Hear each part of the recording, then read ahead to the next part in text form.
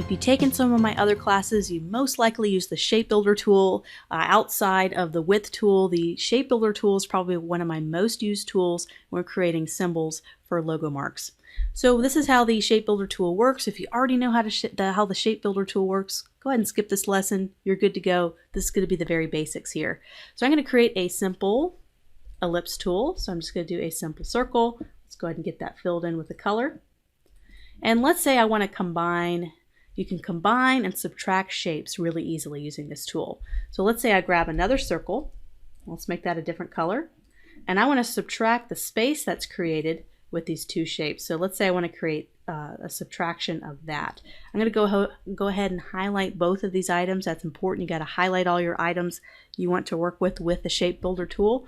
And the Shape Builder tool is going to be right here. I'm going to go ahead and zoom in. There's the Shape Builder tool. I'm going to go ahead and select that. So as you hover over, it's going to give you options to select. So and I can add those two shapes together as one shape, which can be very handy when you're doing complex logo design symbols. So let's say I want to subtract. I can hold down the Alt or the Option key, and I have this little negative symbol. I'm going to go ahead and zoom in. You can kind of see what that looks like. And I can subtract any of these items. So if I want to subtract that, I can. Or if I want to subtract this middle one, I hold down the Option key and I click, and I can subtract.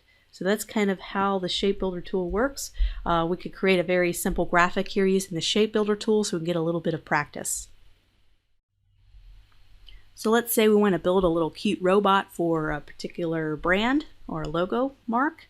So we're just going to use just these basic shapes and create kind of a more complicated little symbol just using the Shape Builder tool.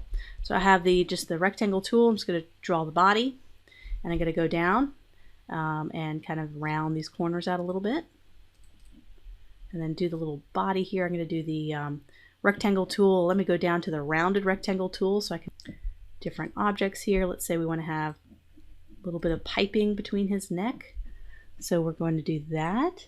Just round that off. And here's another little shortcut trick that I'll be using throughout the class. I'm going to select an object, hold down the Option key and drag, and you can duplicate. Just holding down the Option key and dragging. It's a quick way to duplicate instead of having to sit there and copy and paste and copy and paste. So I'm going to hold down Option, drag, and I just replicated that. So let's go ahead and draw the outline of the little robot here. We can always, once again, if this was a complicated shape and we wanted to have an outline of this, I could just go to Object, Path, Offset Path, do a negative, and just like that I have that shape created. Make it white so you can see how quick that was to make. I can make little eyeballs, make that green. I'm going to hold down the Option key and drag and get our little option here. We can of course add little details. I can go, instead of having to copy and paste the circle and make it a little bit bigger to add kind of a stroke effect, I go to Object, Path, Offset Path, do an addition. So I'm going to take away the subtraction sign, make it a little bit bigger, and click OK. So now I can make these white, and there we go. I just had a little stroke there. You can also just do a stroke, but once again, sometimes with complicated objects, strokes don't always work, but sometimes they can. Kind of change the shape of the body here, copy and paste these little items here. I can just do an Option, drag, and then I can just do Option, drag.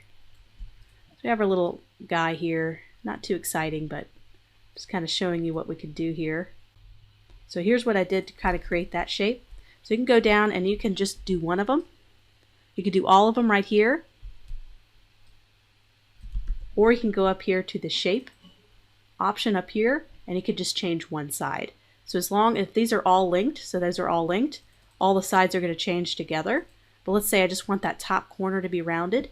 You can unlink it, and I'm just going to do this top right corner right here, and I'm just going to increase it. Kind of create a little bit of a shoe there. And then I can just copy and paste this, or do Option, drag, and reflect it. So just go to Object, Transform, and I'm just going to reflect. I use that a lot. I use reflect a lot when I'm trying to do symmetrical type of designs. Zoom out, there's our little robot. We could do arms, we can go all detailed, but we'll just kind of maybe add some buttons. All right, so there's our robot. So how do we use the Shape Builder tool to punch all this out? Because right now, if I were to draw a background, let's say it's a dark blue background, I'm going to right click, send this all the way to the back layer. So right now we have a problem because we have this white. We really want that to be punched out. We want that to show the background behind it. So this is where the shape builder tool really comes in handy. We can make this kind of one object and fuse it all together. So here's what we're going to do. We're going to try to start with the top. So we're going to have our main shape here. So with the shape builder tool, you want to select all objects that you want to be involved. So I'm going to go ahead and select the entire head. And then I'm going to go grab my shape builder tool. And I'm going to be able to kind of punch that out. It's all transparent there, which works really nice as a logo symbol. And same thing for this. Let me make sure I reduce that a little bit. And a lot of times with the shape builder tool, it doesn't like strokes very much. So what we can do is just go to Object, Path. We could just outline the path or outline the stroke there. And we can go ahead and select everything we want to be involved. So just the body. And then we're going to get the shape builder tool. I'm going to punch all these white portions out just like we did the head. Just like that. And eventually, let me go ahead and make this white. There's a little robot symbol. So eventually we want to join all these together because right now they're separate elements. For right now, you could just simply right click and group and you have yourself an element here. But let's say I want to fuse this all as one object. For whatever reason, we want to create a stroke or drop shadow or something where we really need them all together. You can join and fuse all those together with the shape builder tool. I'm not holding down Option because I want to add. This is Addition. And all I am is going to select all the little objects here. Select them all. We're able to punch all those little items out, which comes in handy because you never want to have to use white ink if you don't have to. You want to reduce the amount of colors that you have to use. You can also use the shape builder tool with typography. So I have this little active typography here. I'm going to right click and I'm going to create outlines. I'm going to select both objects, both the background and the green test kind of lettering. I'm going to go to my shape builder tool and I'm just going to hold down Option. I can subtract lettering from that black box. And so now I have this. So let's go ahead and show you an example of what this is doing. So now it's transparent underneath. And so I can send that to back so you can kind of see how I was able to kind of punch that out a little bit with the type. So you can see how handy all these different tools put together.